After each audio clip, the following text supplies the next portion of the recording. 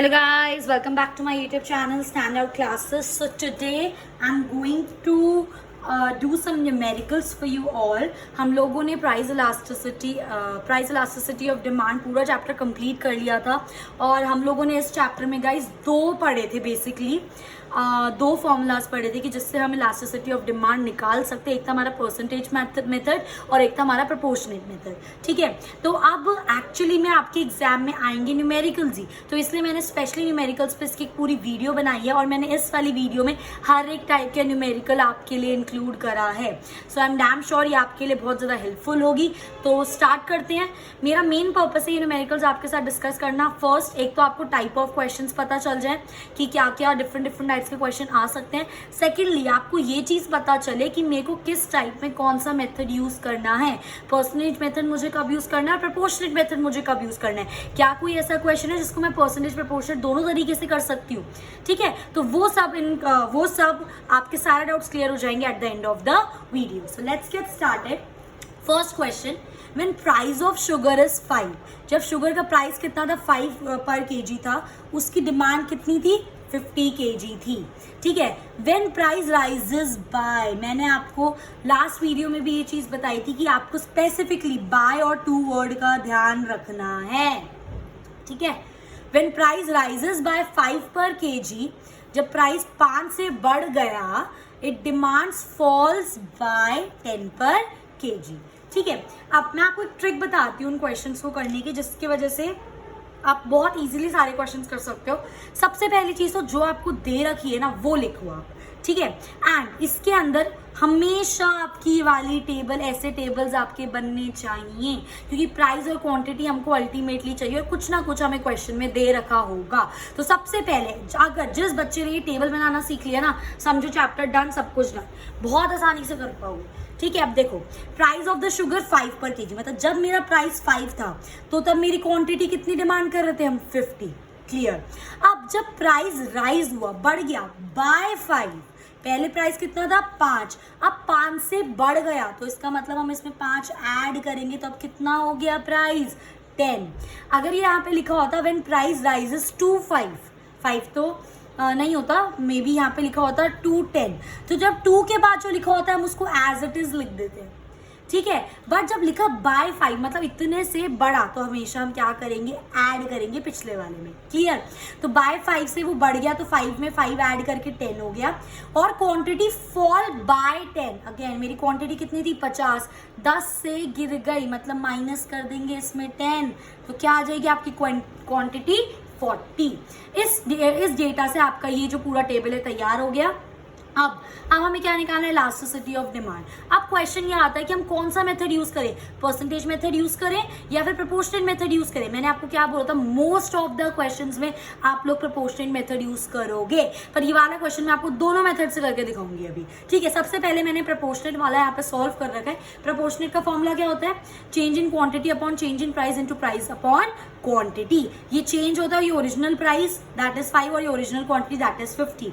Change कैसे निकालते हैं, सेकेंड माइनस फर्स्ट, सिखाया था लास्ट वीडियो में जब हम इसकी इंट्रोडक्शन की बात कर रहे थे, that is 40 minus 50 upon change in price कैसे निकालेंगे, second minus first that is 10 minus 5 into original price कितना है मेरा 5 और ओरिजिनल क्वांटिटी कितनी है मेरी 50। सॉल्व कर दो, 40 में से 50 गया 10 बचा माइनस 10 अपॉन 10 में से 5 गया 5 into 5 as it is upon 50 as it is. देखो सीधा सीधा ये वाला 0 से ये वाला 0 कैंसिल, ये वाला 5 से ये वाला 5 कैंसिल, तो क्या बचा -1/5 और जब 1/5 को डिवाइड करोगे तो क्या आ जाएगा -0.2।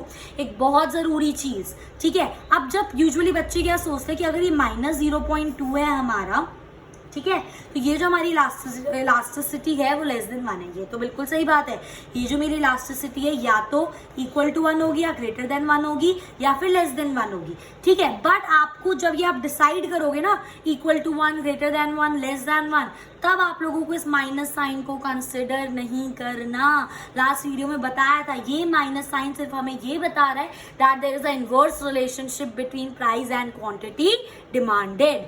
आ रही है मेरी बात समझ, ये चीज हमें सिर्फ ये बताने के लिए। तो जब मैंने आपको स्पेशल ऑब्जर्वेशंस दिखवाए थे अपनी प्रीवियस वीडियो में, तो मैंने आपको ये चीज बताई थी कि हम क्या लेते हैं, सिर्फ एब्सोल्यूट वैल्यू लेंगे और आपकी इलास्टिसिटी क्या आ रही है 0.2 which is less than 1. So this is your answer. अब सेम क्वेश्चन को मैं आपको परसेंटेज मेथड से करके दिखाती हूँ. देखो प्राइस कितना था मेरा 5 और 10, क्वांटिटी कितनी है मेरी 50 और 40. क्या फॉर्मूला होता है इलास्टिसिटी ऑफ डिमांड का? Percentage change in quantity demanded upon percentage change in price. सबसे पहली चीज, अब हम percentage change in quantity demanded कैसे निकालेंगे, ध्यान से देखेंगे सारे बच्चे. So percentage change in quantity demanded, इसका भी मैंने आपको लास्ट वीडियो में अच्छे से सिखाया था. क्या फॉर्मूला होता है?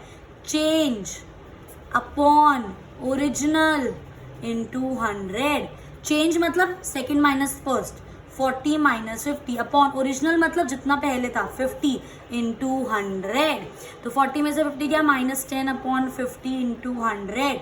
ठीक है, 0 से 0 कैंसिल, 5 2s are 10, तो ये आपका आ गया -20%.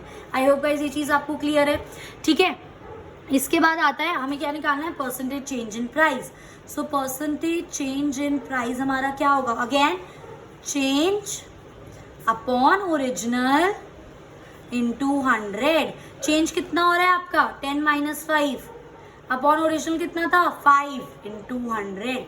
10 में से 5 गए, 5 अपॉन 5 इंटू 100. तो 5 से 5 गया तो क्या आंसर आ गया मेरा? 100%. ठीक है, अब आप क्या कर देंगे? This upon this, so -20 upon 100. ठीक है, परसेंटेज आप ले सकते हो जैसे भी आपको लेना है. क्या आ गया आंसर? माइनस का sign as it is 1 upon 5. यहाँ पे भी क्या था? -1 अपॉन 5. आगे सॉल्व करोगे तो आपका आंसर आ जाएगा -0.2. माइनस का साइन सिर्फ हमें इनवर्स रिलेशन बताया. एक्चुअली इलास्टिसिटी कितनी है? 0.2 विच इज लेस देन 1. तो देखा आपने कैसे हम एक क्वेश्चन दोनों तरीके से सॉल्व कर सकते हैं. बस आपको ये चीज आनी चाहिए. ये चीज आ गई, आपका क्वेश्चन वहीं डन है. ठीक है, मूविंग ऑन. मैंने एक और क्वेश्चन लिया है. The demand for a good falls to 240 units in response to rise in price by ₹2. ठीक है, अभी नहीं पढ़ के समझ आया कोई बात नहीं, पहले पूरा क्वेश्चन पढ़ लेते हैं. इफ द ओरिजिनल डिमांड, जो सबसे पहले चीज आपको लग रही है कि आपके काम की है वो उठा लो.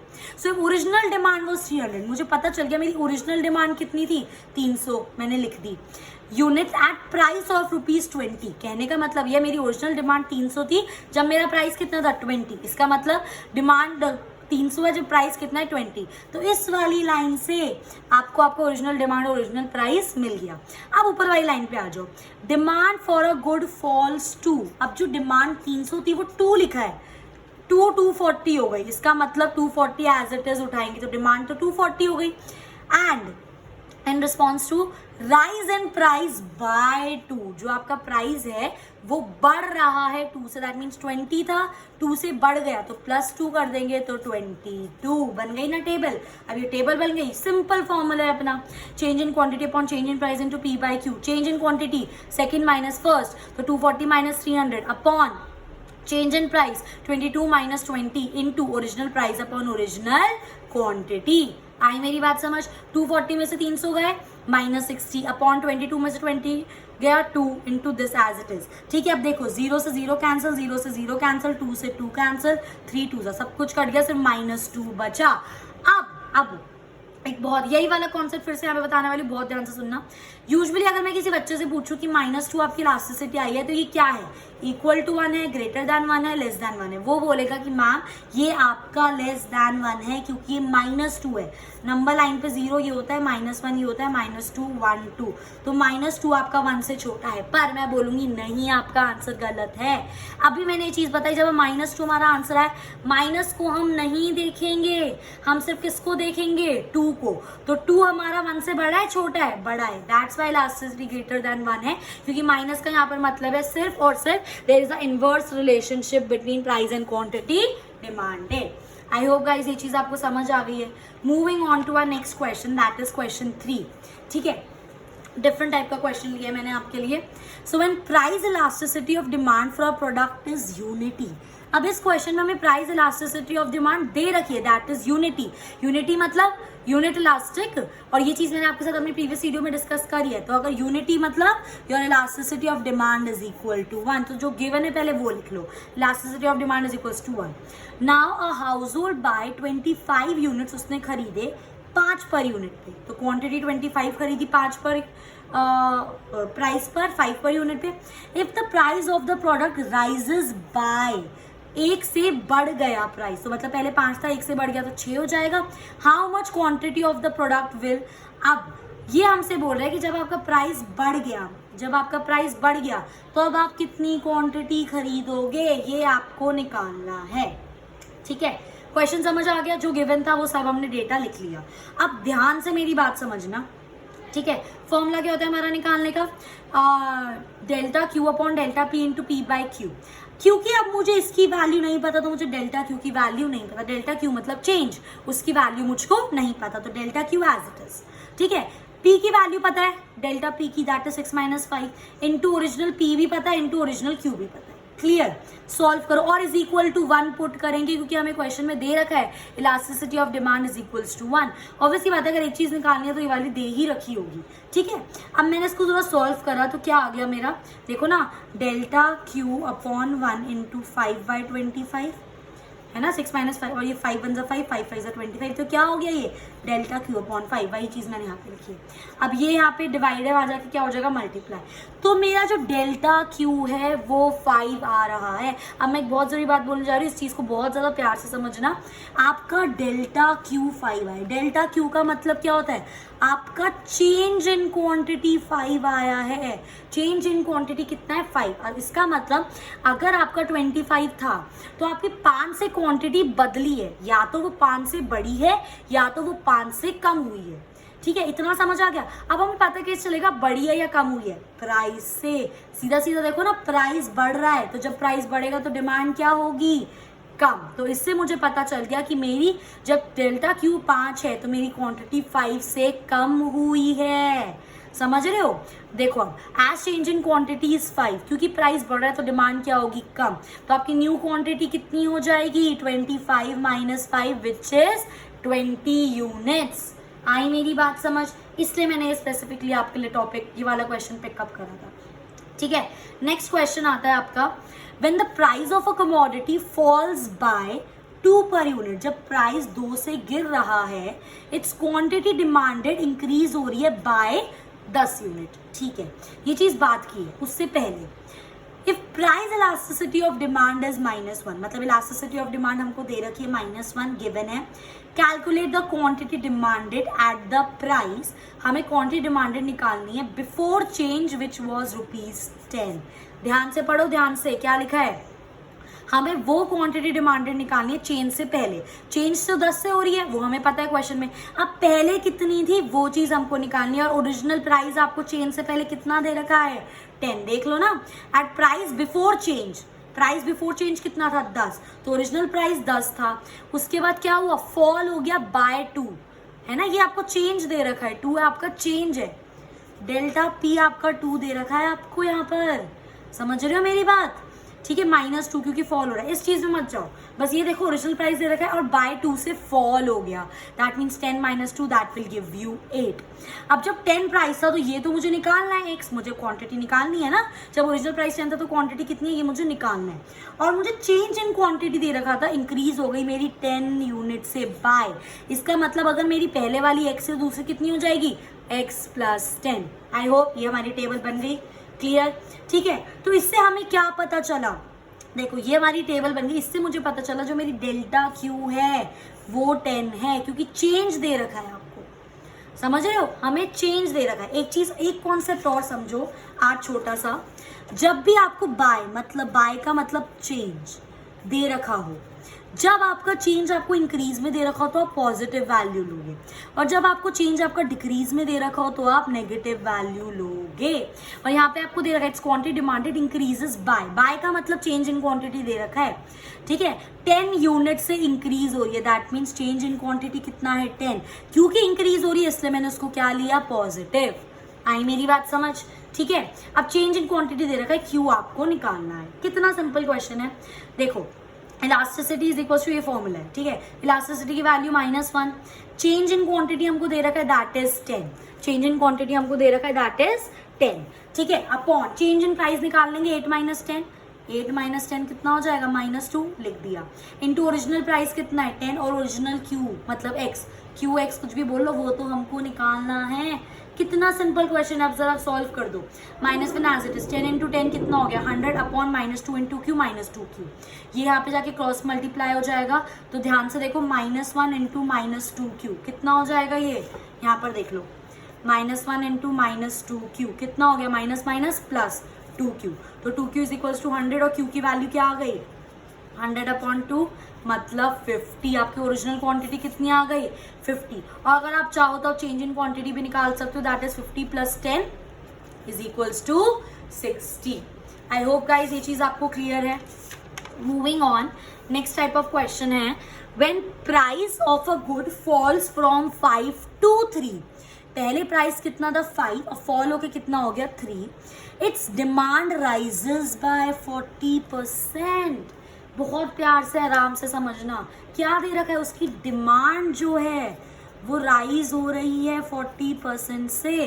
पहली बात तो परसेंटेज, ठीक है, और बाय आ गया, दैट मीन्स आपको क्या दे रखा है, परसेंटेज चेंज इन क्वांटिटी आपको गिवन है, कितना 40%। चेक कर लो, डिमांड राइज हो रही है 40% से, 40% से बढ़ रही है, चेंज दे रखा है, और क्योंकि वो परसेंटेज में दे रखा है that's why percentage change in quantity आपको गिवन है।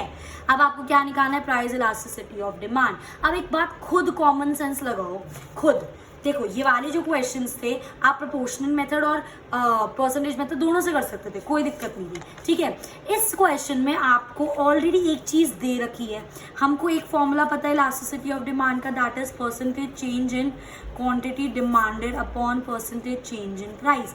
हमको ये निकालना है, ये दे रखा है, तो मैं क्या पागल हूँ यहाँ पर कि प्रोपोर्शनल मेथड यूज करूंगी, जब ये दे रखा है तो सिंपल ये निकाल देती हूँ, मैं परसेंट चेंज इन प्राइस निकाल देती हूँ, और परसेंट चेंज इन प्राइस का मुझे डेटा भी दे रखा है। तो इस तरीके से आपको क्वेश्चन पढ़कर समझना है कि हमें क्या दे रखा है और उसमें कौन सा फॉर्मूला लगाने से हमें बेनिफिट होगा। इसमें क्योंकि परसेंटेज, अगर किसी बच्चे को नहीं समझ आया तो ये ऐसे इस चीज को याद कर लो, समझ लो अच्छे से कि अगर कोई भी एक चीज आपको परसेंट में गिवन है तो आप 110% वहां पे परसेंटेज मेथड यूज करो। क्लियर। अब देखो percent change in quantity demanded आपको दे रखा है 40%। अब प्राइस 5 था 3 पे फॉल हो गया, इससे हम परसेंट चेंज इन प्राइस निकाल सकते हैं, change upon original, change upon original into 100। Simple, change क्या होगा 3 - 5 अपॉन ओरिजिनल कितना है 5 इंटू 100, 3 में से 5 गया -2 अपॉन 5 इंटू 100, काट दो, 2 2 4 -40। तो percent change in quantity demanded कितना है 40% upon percent change in price कितना है -40। ठीक है, तो ये क्या हो गया आपका -1। अगेन माइनस का साइन सिर्फ क्या बता रहा है, that there is a inverse relationship between price and quantity demanded. तो आपकी इलास्टिसिटी क्या है यहाँ पर, unitary, that is equal to 1। आई मेरी बात समझ। और आपका लास्ट टाइप ऑफ क्वेश्चन आता है गाइस, टोटल एक्सपेंडिचर वाला क्वेश्चन। ध्यान से समझना, बहुत ज्यादा सिंपल है, बस एक छोटा सा कॉन्सेप्ट है इसके अंदर। A consumer spends ₹80 on a commodity, वो एक कमोडिटी पे 80 रुपए खर्च कर रहा है, जब उसका प्राइस कितना था 1। तो मैंने लिख लिया, जब एक कमोडिटी का प्राइस 1 था तो TE that is total expenditure, उसका टोटल खर्चा कितना हुआ 80 रुपए। ठीक है, एंड स्पेंड 96, फिर उसने 96 स्पेंड करे जब when it's price is ₹2 per unit. जब उसका प्राइस 2 हो गया तो उसने खर्चा कितना करा 96 रुपीज का। इतना दे रखा था, इतना लिख लिया। कैलकुलेट द प्राइस इलास्टिसिटी हमें निकालने को बोला है, और बोला है कि स्पेसिफिकली मेंशन्ड है परसेंटेज मेथड से निकालो। परसेंटेज मेथड से हम देखो परसेंटेज चेंज इन प्राइस तो निकाल सकते हैं, चेंज अपॉन ओरिजिनल इंटू 100, पर परसेंटेज चेंज इन क्वांटिटी नहीं निकाल सकते क्योंकि क्वांटिटी हमको क्वेश्चन में नहीं दी हुई, हमें सिर्फ प्राइस और टोटल एक्सपेंडिचर क्वेश्चन में दिया हुआ है। पर नलायको, एक मुझे बात बताओ, 80 रुपए खर्च कर रहे हो, फॉर एग्जाम्पल आप कोई कमोडिटी खरीद रहे हो, फॉर एग्जाम्पल हम समझ लेते हैं आप चिप्स के पैकेट खरीद रहे हो, 80 रुपए खर्च करे आपने चिप्स के पैकेट में, और एक टॉफी ले लो, चलो चिप्स का पैकेट बहुत ज्यादा हो, 1 रुपए का चिप्स का पैकेट नहीं आता, आपने टॉफीज खरीदी, आपने टॉफी पे कितना खर्चा करा 80 रुपए का खर्चा करा, और आपको पता है कि एक टॉफी का प्राइस कितना था ₹1। तो ये खुद अंडरस्टूड सी बात नहीं है, बचपन का मैथ्स। अगर जितना खर्च करा अपॉन जितने की एक क्वांटिटी है तो मेरे पास जवाब आ जाएगा कि मैंने कितनी खरीदी।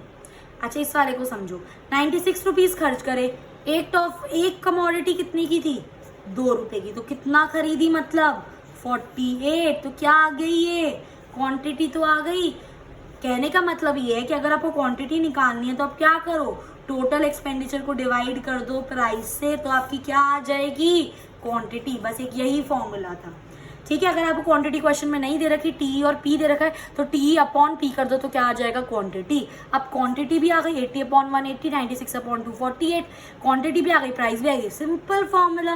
Percent change in quantity demanded क्या हो जाएगा, चेंज अपॉन ओरिजिनल। चेंज क्या होगा, 48 माइनस 80 अपॉन ओरिजिनल इन 200। 48 में से 80 गए, माइनस 32 अपॉन, ये वाला 0 से 0 कैंसिल, तो 8 अपॉन 8 और 10, ठीक है। अपना कैंसिल कर लेना आराम से, 4 से 5 से काटा हुआ, आपका आंसर आ जाएगा -40। और परसेंट चेंज इन प्राइस निकालेंगे, चेंज अपॉन ओरिजिनल। चेंज क्या होता है, 2 - 1 अपॉन ओरिजिनल, दैट इज 100%। तो इलास्टिसिटी कितनी हो गई, -40 अपॉन 100। परसेंटेज का कोई लेना देना नहीं है, ये गया तो -0.4। अगेन आपकी इलास्टिसिटी कितनी आई है, 0.4, which is less than 1। So guys, ये था हमारा complete video with all the variety of numericals जो आप अपने एक एग्जाम में एक्सपेक्ट कर सकते हो। I suggest after watching this video please elasticity of demand के सारे एग्जाम्पल्स करना, सॉल्व प्रैक्टिकल्स करना, और जो सॉल्व नहीं है उनको भी करना। अगर आपको किसी भी क्वेश्चन में कोई भी डाउट आता है, फ्रीली आप कॉमेंट करके मुझसे पूछ सकते हो। I definitely answer your queries. So thanks for watching. If you like my video, please do like, share and subscribe.